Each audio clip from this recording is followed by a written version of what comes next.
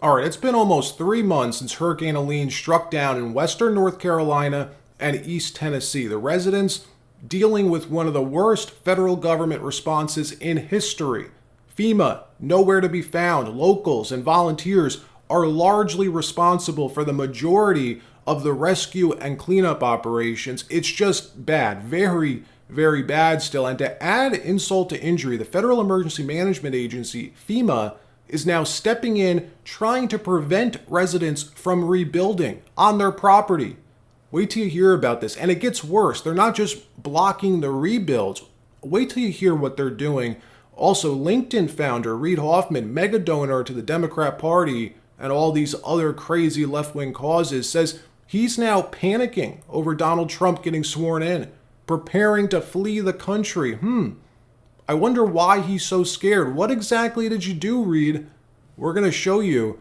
And another one bites the dust. Canadian Prime Minister Justin Trudeau could be about to resign from office after 9 years as members of his cabinet continue to resign, his party support dropping like flies. This is great. We're going to show you what's happening over the border. But before we get started, thank you for liking and sharing these videos. It really helps out the channel. And consider subscribing so you don't miss these regular updates.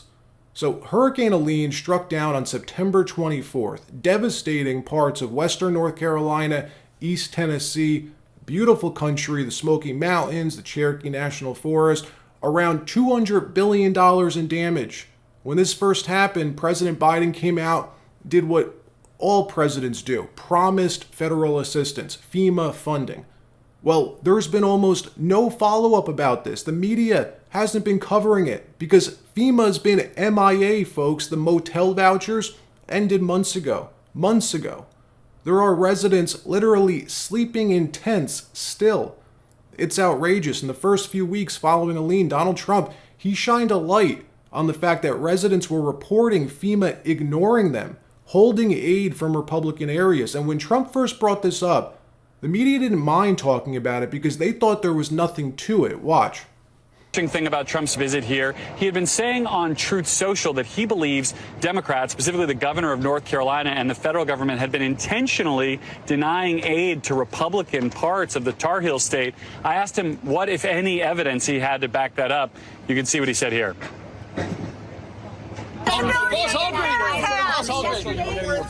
Democrats intentionally not getting aid to Republican areas. What was that in reference to? Governor Kemp did call. Just take a look. Where's that coming from? Biden did call Governor Kemp yesterday. Any evidence for that, Mr. President? You got to vote Trump, people. Very difficult to hear his response there on that clip, Katie, but his answer was, take a look. Essentially, I've got nothing to show you right now. Go find it yourself. The case, it turned into this major scandal with Biden's FEMA telling managers to avoid neighborhoods and homes with Trump signs. Remember this? And someone feels uncomfortable, we can't go to that home. If you have loose dogs and someone on the team is comfortable with dogs and another person is not, we can't go to that home because of safety precautions. So you feared the Trump houses. The people on FEMA were fearing the Trump houses like they were fearing people with vicious dogs in their backyard. Exactly. And since the Daily Wire broke that story, corporate media has been silent on it.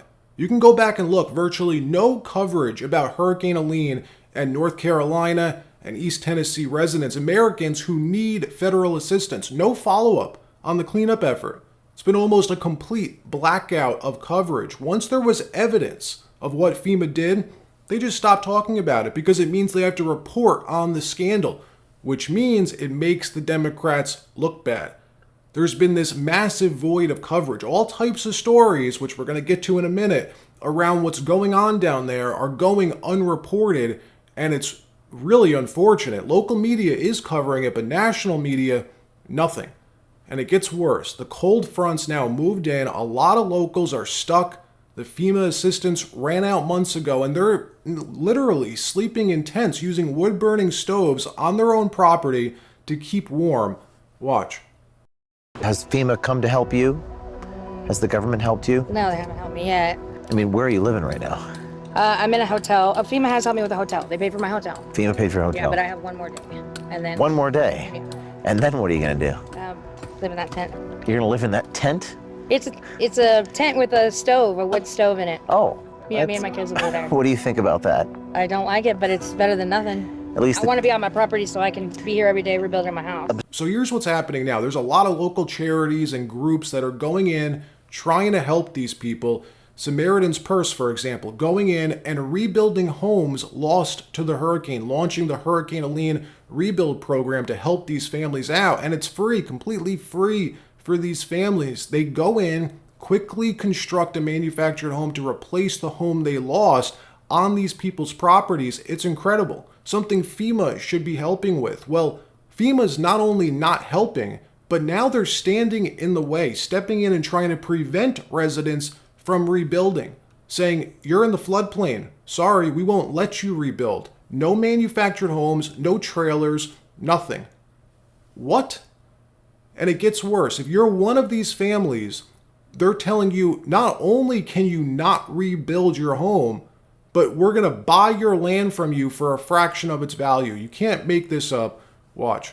Yeah, county officials learning from FEMA and TEMA, people are building or rebuilding what they call floodplains or floodways, areas essentially that can where that flooding can happen.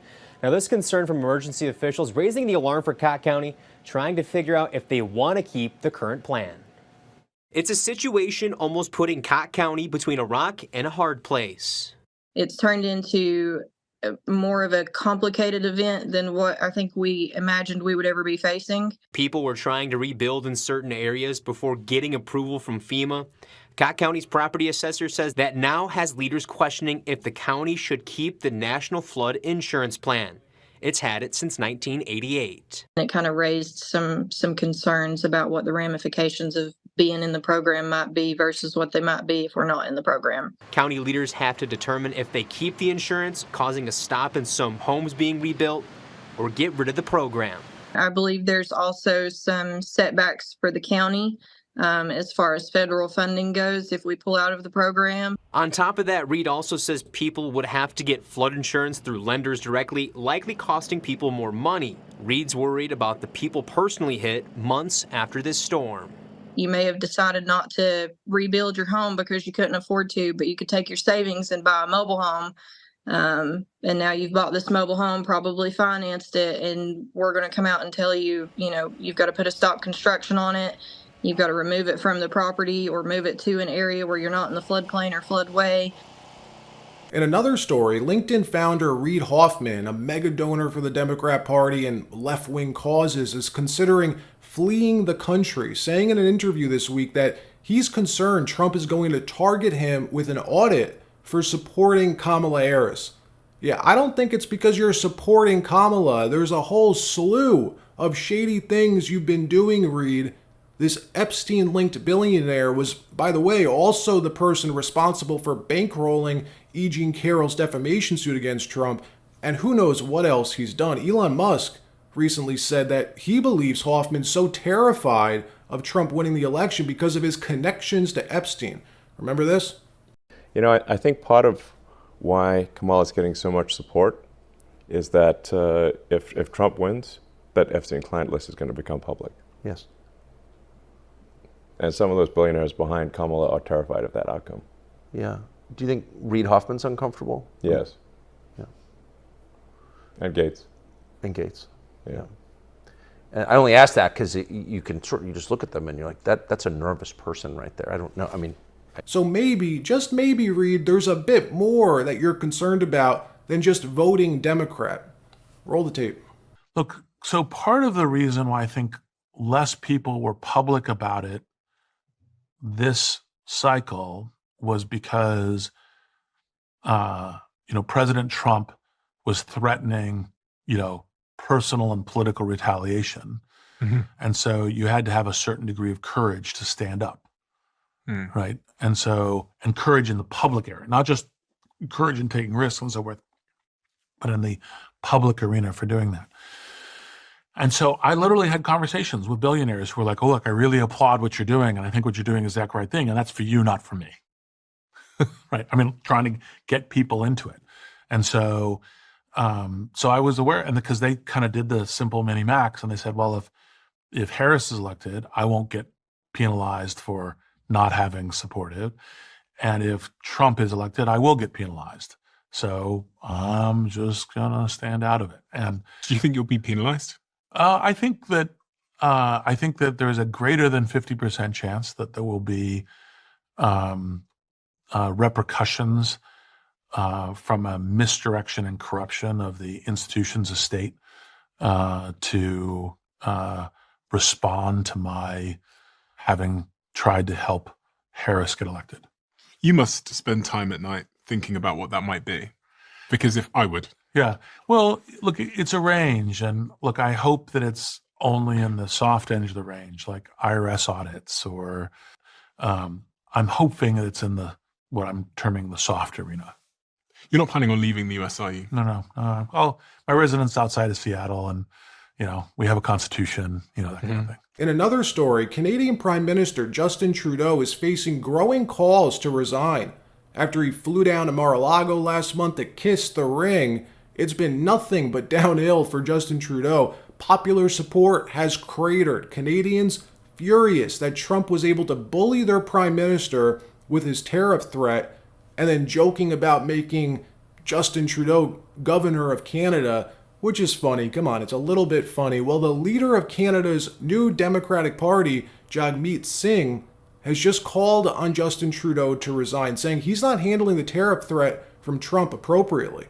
And this is like a big supporter of Trudeau, folks. Singh has been seen as one of the last major holdouts to support Trudeau, saying yesterday, people are having a very hard time paying for groceries, and instead of dealing with issues, he's dealing with fighting in his own party. It's clear that the Prime Minister cannot continue.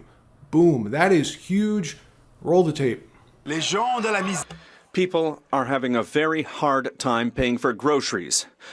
Young people can't find affordable housing. And beyond that, we have the threat of Trump's tariffs.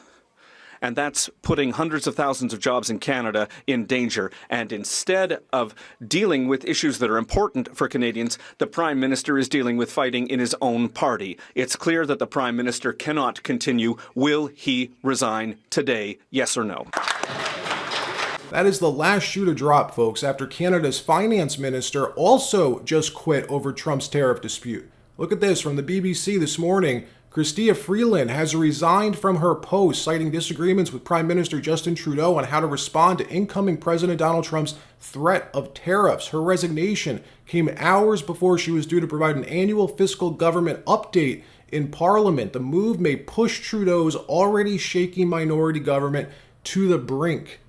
And Justin Trudeau's been in power for 9 years. And it's just desserts that Donald Trump bullying him may be about to lead to his downfall. Because never forget what this guy did to Trump during his first term, acting like a middle school clique, making fun of Trump behind his back like a weasel. Leaders caught on camera laughing about President Trump. Several world leaders mocking President Trump. They're laughing at him. My administration has accomplished more than almost any administration in the history of our country. Didn't expect that reaction, but that's okay. World leaders mocking and ridiculing him for being completely off balance. Allies are deeply worried about it. They say he's becoming increasingly isolated. Something is very wrong. And look, personally, I was shocked that Canadians didn't vote this guy out after what he pulled with the trucker convoy, but long last, another one bites the dust. Alright, that wraps up the news portion of today's video. Now I want to tell you about the sponsor for today, which is tied directly to what President Trump's telling us about his electrification policy and competing with China. Now to start off, this was a record year for the stock market. No doubt, indices are surging, including the NASDAQ, the Dow, the S&P 500, gold, Bitcoin, housing. It was an incredible year for investors, making valuations incredibly high across the board as I speak. Therefore, what I was looking for prior to publishing today's video was a company that is actually down hard, trading near its 52-week lows, or preferably its all-time lows, but for no justifiable reason that I can personally see. Certainly not a material one. Believe me, I was searching. I have searched long and hard. In other words, I was looking for what I believed was a compelling opportunity, and I am extremely proud and thrilled to show you one of the only companies that I believe is significantly undervalued at this time. In my personal view, everything's overvalued right now. Ridiculously overvalued. And my video comes right after the company issued 2 positive news releases, which are dramatic in my opinion, which is why I'm talking about this today. The company's called Hillcrest Energy Technologies. Here's their ticker on your screen. And guys, in my view, this is a crucial moment for investors, with Donald Trump ringing the bell in the stock market, signaling the emphasis that his incoming administration will be hyper-focused on growth, opening America back up. I believe a lot is about to change. Hillcrest, ticker HLRTF, has a market cap of only 12 million US, yet it owns a potentially revolutionary technology that could change electricity production globally. I personally believe this is an early stage opportunity with immense upside potential, since it has proprietary patent filings with disruptive impact and several other initiatives in the pipeline. Hillcrest, very first company to figure out how to virtually eliminate switching losses when converting electricity from DC to AC power and vice versa. In other words, when solar panels produce energy and then it's stored in batteries or used by a business or a household, there's energy loss during the conversion. This amounts to wasted energy, billions of wasted dollars. To fix this would be a massive cost savings for companies and the power grid. The first piece of breaking news is that the ZVS traction inverter prototype, which converts direct current from the battery into alternating current to power the electric motor, is setting new benchmarks for EV performance by achieving extended range and reduced energy consumption. Hillcrest, they figured out a way with proprietary technology to virtually eliminate switching losses called zero voltage switching. Up until now, this only existed in a lab, folks, a laboratory environment. Hillcrest has now brought this to market for the very first time. The only commercial inverter prototype of its kind in the world. Again, patents filed, only a $12 million market cap, first ever and only company to achieve commercial inverter prototype with zero voltage switching. The R&D to get Hillcrest Energy Technologies to this point was over 20 million US. Do you realize the market cap is 40% lower than what the company had already spent to reach this feat? That's wild, in my opinion. As far as I know, they are years ahead of any competitor in the field, so they have first mover advantage. Electric vehicle manufacturers, solar and wind farm owners, data center operators, each local grid, and we're talking about the entire global electricity market, are always looking to crack the holy grail for this problem. They all want zero wasted energy and minimal electromagnetic interference, but no one, and I mean no one, in the past 120 years had succeeded in producing a commercial zero voltage switching inverter prototype. Hillcrest did. They figured it out, and they're already in talks with some of the largest EV manufacturers in the world. The CEO states that they do not believe any other company is even near competing with them. Their CTO believes that to compete with them would require years, and the competitor would need to assemble just the right team, which is very difficult. So guys, write this down. Keep your eyes on it. Remember, you're learning about this before any major partnerships or deals have been announced. So look, do your own due diligence on the company, study their history, look into it yourself, study the technology. I'll put links to their website in the description of today's video, and we'll see you next time.